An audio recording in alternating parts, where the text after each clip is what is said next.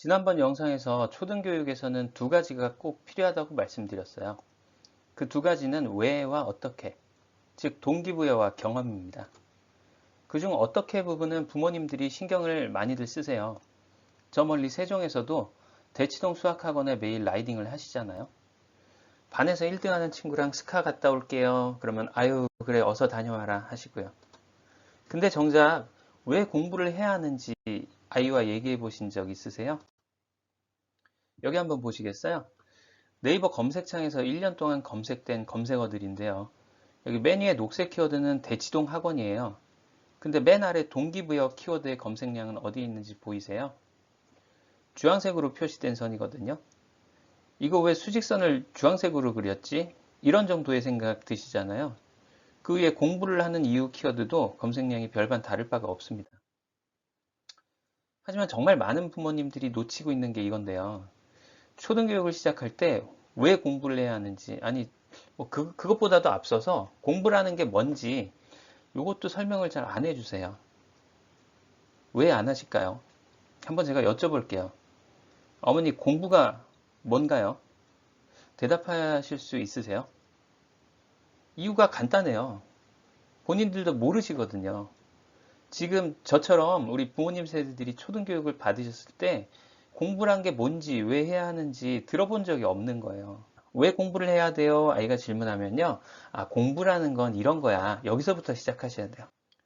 공부란 건요, 우리가 90년 정도 되는 인생을 살기 위해서 알아야 하는 약속들이에요. 서로 소통하고 생활하기 위한 약속들을 배우고 우리를 둘러싼 것들에 대한 법칙을 이해하는 방법이에요.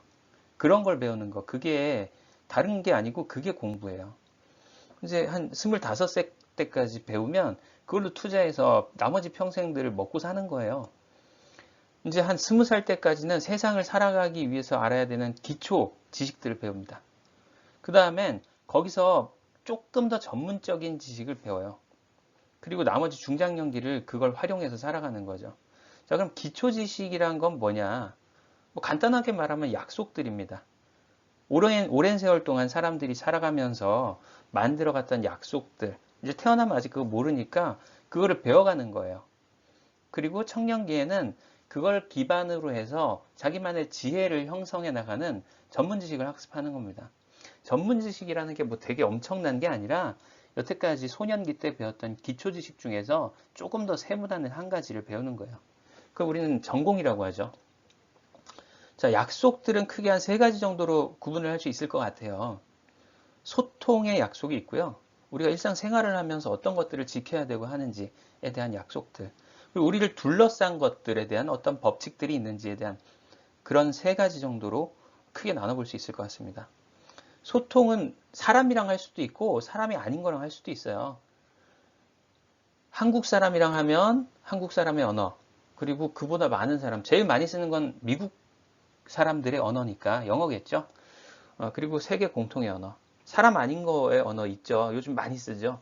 컴퓨터 언어, 뭐 C 언어, 뭐 자바, SQL부터 시작해서 요즘 파이썬이라는 분석 프로그램까지도 이런 것들도 다 언어고 약속이에요. 생활의 약속, 생활하면서 어떤 것들을 지켰고 사람들은 어떻게 어우러졌는지에 대한 그런 규칙들을 배우는 게 옛날 걸 배우면 그게 역사고 지금 걸 배우면 사회입니다. 우리가 사는 세상 중에서 가장 좁은 거 한국 배우고요. 그걸 둘러싼 세계의 역사도 배우게 되죠. 그런 걸 배우면서 이제 미래에 어떻게 될지 그런 약속들을 또 유추해 나갈 수가 있으니까. 사회는 뭐예요? 그 인간으로서의 기본적으로 지켜야 될 도리, 그리고 무리 짓고 질서 지켜가는 과정들, 그리고 돈 벌고 먹고 사는 것들. 자, 자연의 법칙은 자연과학이라고 할 수도 있는데요.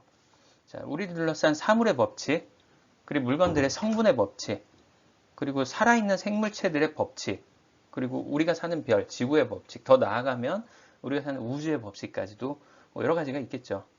이게 다른 게 아니라 이것들이 우리가 공부하는 과목들이고 커리큘럼들인 거예요. 보실래요? 한국 사람들의 언어는 국어고 많은 사람들이 쓰는 거 알아야 되니까 영어 배우는 거고요. 세계 어느 나라 가도 말 없이도 할 수 있는 기호들, 그게 수학이에요. 사람 아닌 것들의 언어가 이제 코딩이라든가 하는 거 배우는 거고요.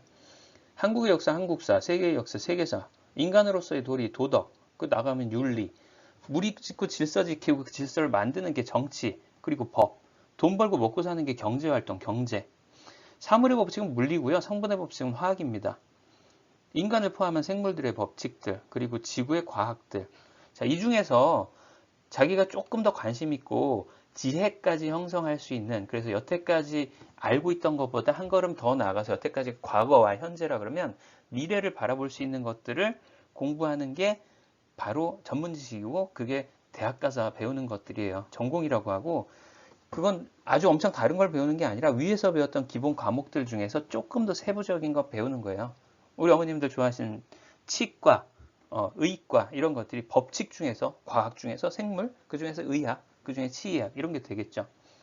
제가 전공한 거는 이제 관공부학인데, 그게 생활 약속들, 그리고 그게 사회에 속한 경제 중에서도 뭐 경영도 있고 뭐 여러 가지가 있지만 관공부학이 되는 겁니다. 여러분들도 이제 공부를 시작하는 아이들에게 무조건 공부해, 엉덩이의 힘, 뭐 이런 거 얘기 많이 하잖아요. 그런 것보다도 먼저 이런 얘기를 한번 해봤으면 좋겠어요. 좋게 말하면 동기부여고, 아주 쉽게 말하면 왜 공부를 해야 되지? 그리고 왜 잘하고 싶어야 되지? 어떻게 하면 잘하게 만들까? 잘하고 싶게 만들까? 이런 것들에 대한 거 한번 생각해보는 과정이었으면 좋겠습니다.